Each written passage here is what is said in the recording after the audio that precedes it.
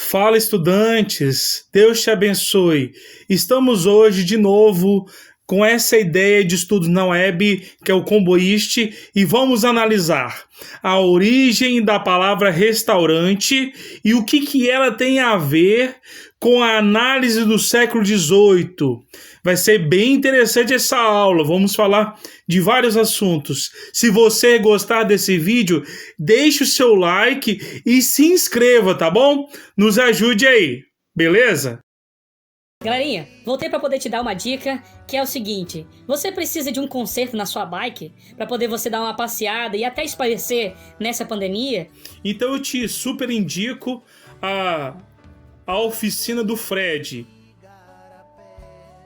Ele fica localizado no bairro Brisamar. Vou deixar a logo dele com telefones e contatos no Instagram e também assim a região onde ele fica.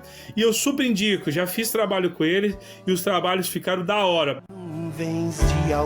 Beleza? Vai lá que você não vai se arrepender. Para nós, atualmente, é muito tranquilo você sair por aí, ir numa praça, ir num lugar, ir num shopping e lá vai estar um restaurante. Mas será que os restaurantes surgiram assim de uma hora para outra? Não, isso não aconteceu. A palavra restaurante tem a sua origem no século XVI, mas ela se referia a um prato que era feito, era uma sopa, né, feito com uma carne bem concentrada. E essa sopa serviria para poder restaurar os ânimos das pessoas, a força, o vigor físico. Mais para frente, mais ou menos no século XVIII, é que nós vamos ver a palavra restaurante aplicada a lugares onde você tinha ali uma variedade de comida e as pessoas continuavam indo para esses lugares para restaurar o seu vigor físico e a sua força através da comida. Beleza? Vale a pena a gente entrar num detalhe que é o seguinte: no século XVIII é que não vamos ter, por exemplo, na França, é onde nós temos a origem dessa palavra, você tem na França. Na França você tem o desenvolvimento da famosa gastronomia francesa. Por quê? À medida que ocorria a Revolução Francesa, e os aristocratas eram depostos, né, eram retirados do poder, aquelas pessoas que cozinhavam para eles passavam a ficar livres para estar cozinhando no dia a dia para as pessoas, entendeu? E aí acabou juntando essas pessoas que estavam sendo liberadas junto com as pessoas que vinham dos campos para a cidade para desenvolver essa gastronomia, né? Onde você vai juntar o moderno, o chique, com as coisas do campo, as coisas comuns. Tranquilo? Espero que tenha gostado e vamos analisar agora como que esse restaurar, a palavra restaurante, pode ser utilizada para analisar o que estava acontecendo no mundo no século XVIII. Vem comigo! Nós podemos dizer que o século XVIII é o momento histórico onde as ideias iluministas estão sendo propagadas.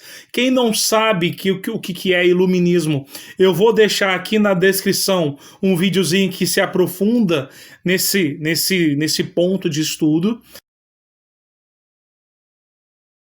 Né? As ideias iluministas estão sendo propagadas, não é? E você tem esse reflexo não somente na Revolução Francesa. A Revolução Francesa ficou famosa por praticar de uma forma até um pouco mais radical aqueles ideais do iluminismo. Mas aos poucos o mundo vai sentindo e vai tomando posse das ideias iluministas. A começar, por exemplo, pelos chamados déspotas esclarecidos. Eram reis, monarcas, pessoas ligadas à nobreza que que se interessavam pelas ideias iluministas e estavam tentando praticá-las em seus reinados. Os déspotas esclarecidos mais conhecidos que nós temos são Frederico II da Prússia, você tem José I da Áustria, você tem Catarina II da Rússia, e o mais famoso aqui para Portugal, se referindo a Portugal e Brasil, você tem o Marquês de Pombal.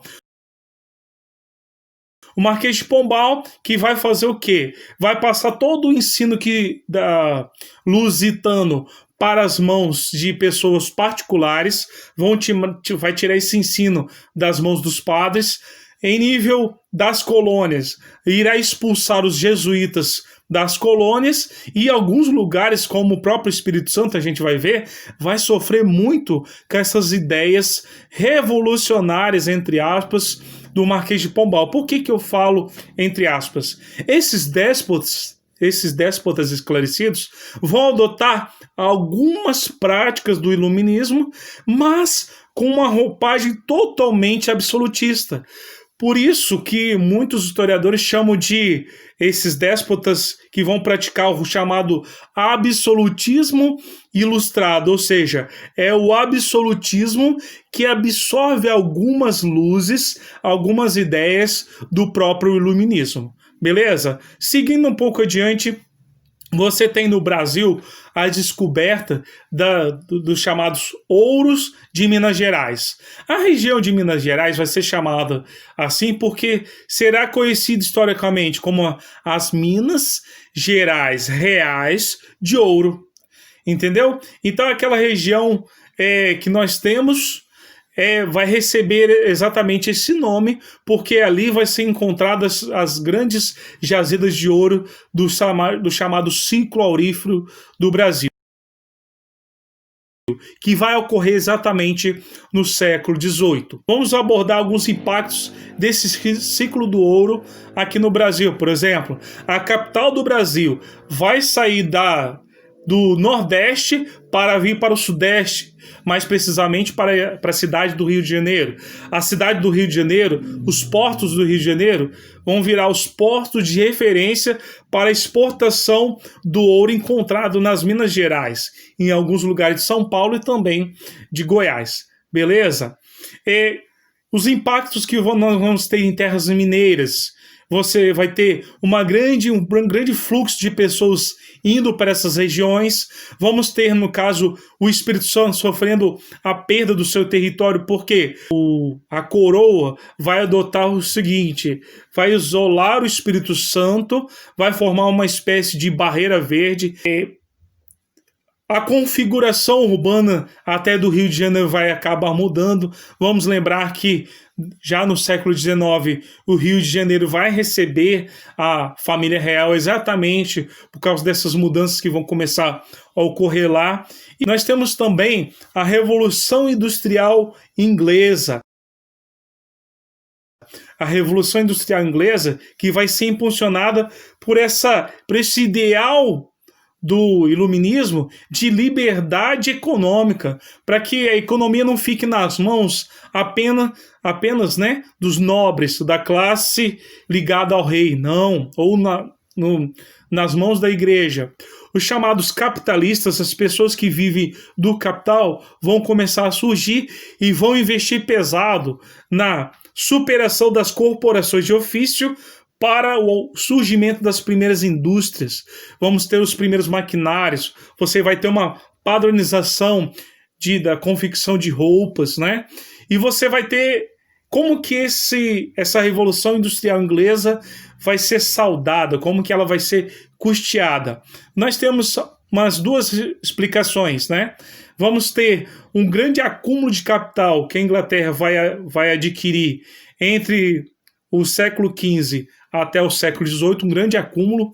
Esse acúmulo vai permitir esse investimento, e vamos ter também o ouro brasileiro participando dessa Revolução Industrial Inglesa. Por quê?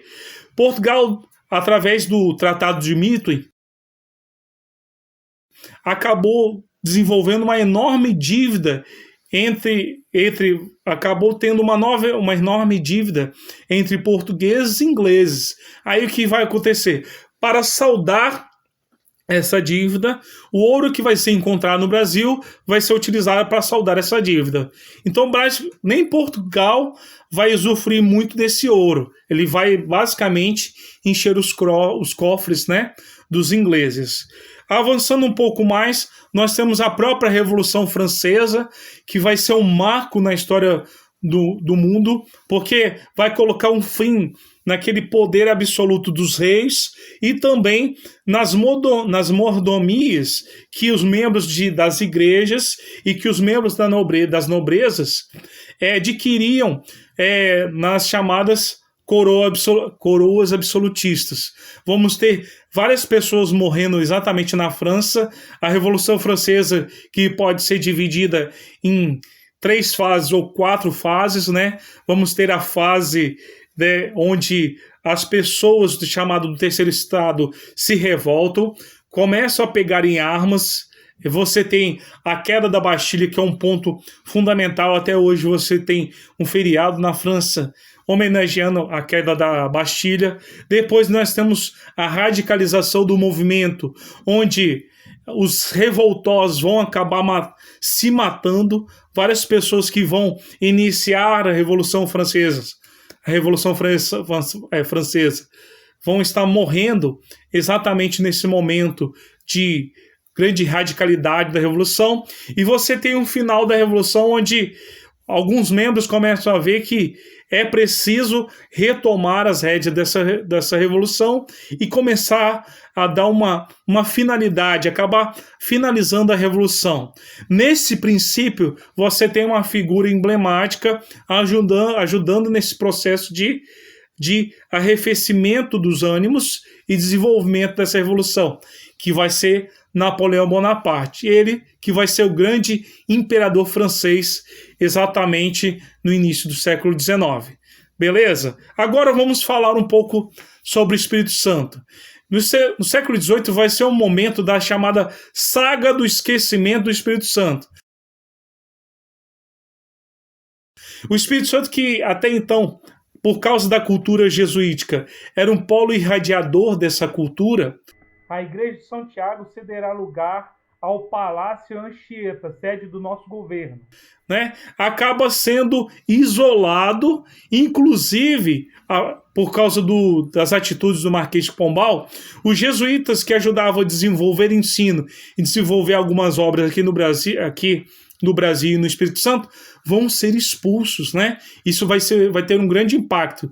Você tem o impacto intelectual e você tem o impacto econômico com a questão da barreira verde que o Espírito Santo vai estar sendo obrigado a cumprir esse papel, ok? Espero que tenham gostado. Entendemos que a palavra restaurante acabou surgindo o restaurante moderno em meio à Revolução Francesa no século XVIII, e por isso nós quisemos fazer esse gancho de análise do século XVIII com a palavra restaurante, que quer dizer restaurar, comida restauradora, lugar onde você pode restaurar a sua força ou suas forças através da alimentação.